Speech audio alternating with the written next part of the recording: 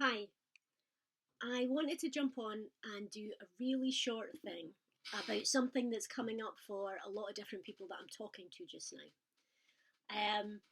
Basically, the thing that people keep talking to me about is the fact that this is such an unusual situation that they are just frozen and locked. And I wanted to talk about how being stalled and stuck where we are has got there are a number of different things that we can do about that and in that perhaps help.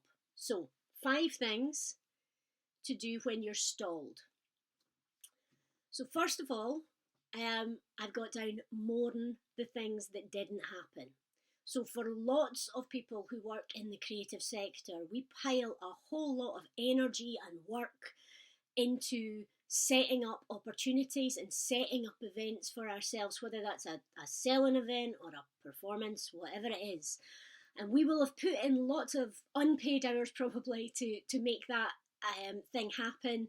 Perhaps it's something that we're doing where we would be meeting people that we were desperate to meet and we haven't met before. I've spoken to people going through all of those things, and in reality, one of the most important things to do is treat yourself like a broken doll, like give yourself time to actually be really sad about it, especially maybe on the day before or the day that it was meant to happen. Whatever the thing is, the reality is the back of our head keeps a calendar. So you may well be really busted and sad about something. You are allowed to be sad. You are allowed to rest. You are allowed to be mad about it. Don't expect to just have those emotions and then move on. Like, make a space. 2, separate your practice from your career.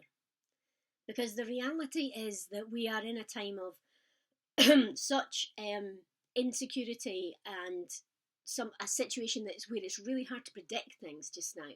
And what that means is that for those of us who are, constantly doggy paddling or being strategic, whatever way we look forward into the future to plan our career, we've got a fog bank there just now. We're not at a point yet where we can predict exactly what's going to happen at the end of this period of time. So try and separate the notion of managing your career with the notion of managing your practice. Your practice, one way or another, is still available to you. Whatever it is that you do, and let's be honest, for a lot of creative practitioners, the creative practice is why we got into it. We didn't get into it to manage our careers. That's just the bit that you learn how to do. So it is absolutely legitimate to uncouple career from practice, to take away the outside eye that says, what should I be making for the industry just now? What should I be doing? And just engage with your practice. Now, for some people, that's easier than others. I know that. If you are a dancer or a choreographer, you have to have space, but there are ways around this. And I think the thing that's interesting is know that as an artist, 9 times out of 10, people do their best work when there's a couple of restrictions. So I know that if I say to an actor, just get up and do anything, then they can't do anything because it's just too much space. But if I say, can you do something where you stay in that cupboard and you can only say the word melon, like all of a sudden you'll get a piece of work. Now, we're all like that. So at the moment, let's look at the restrictions that there are as restrictions that are useful for driving practice. 3, know what helps you to be creative.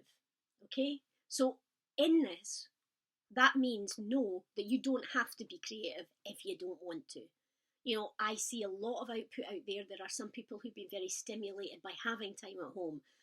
You don't have to. So start by giving yourself permission not to do anything if you don't want to. But if you are someone who is used to managing their creativity and you can feel that there's maybe some practice in there that you could do, work out what the conditions are that make you want to make something.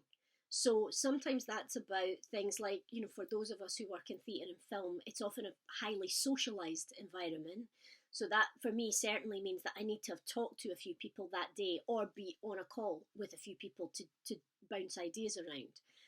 But equally, it might be about something like moving into something that isn't what you normally do. Because that thing of being a beginner in another form allows you to have permission to just puddle about and try things.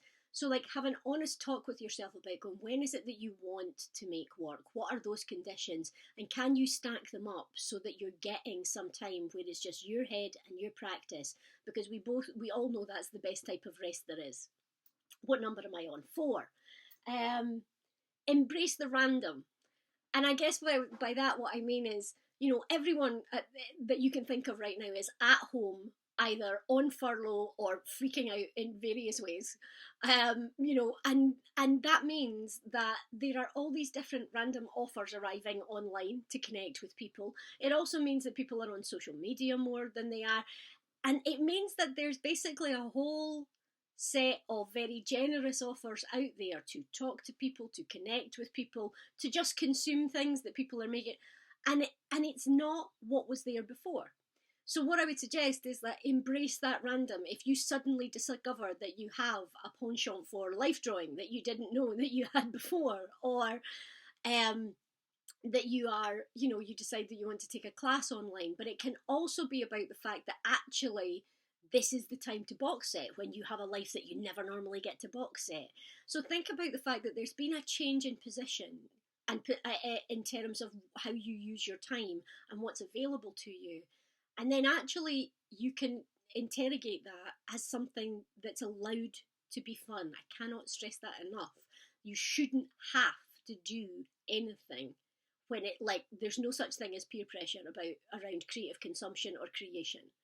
5. The final thing is that for those of you who really can't suspend that feeling of a must look at career, I must look at where things are going, then that's fine. Work with it and have a think about then, I would suggest, what is meaningful connection right now? So the reality is that we know that for those of us who are forecasters, like I say, there's this fog bank just now.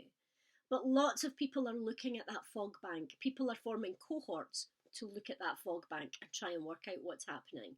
So if you have people that you normally connect with, or that you want to connect with, or that you've never thought of connecting with but you'd like to now, what I would suggest is that the thing that will see us into the next phase is having made solid, meaningful connections with other people. So that might be a letter exchange, that might be taking part in an online event, that might be about getting together to do something random in your community.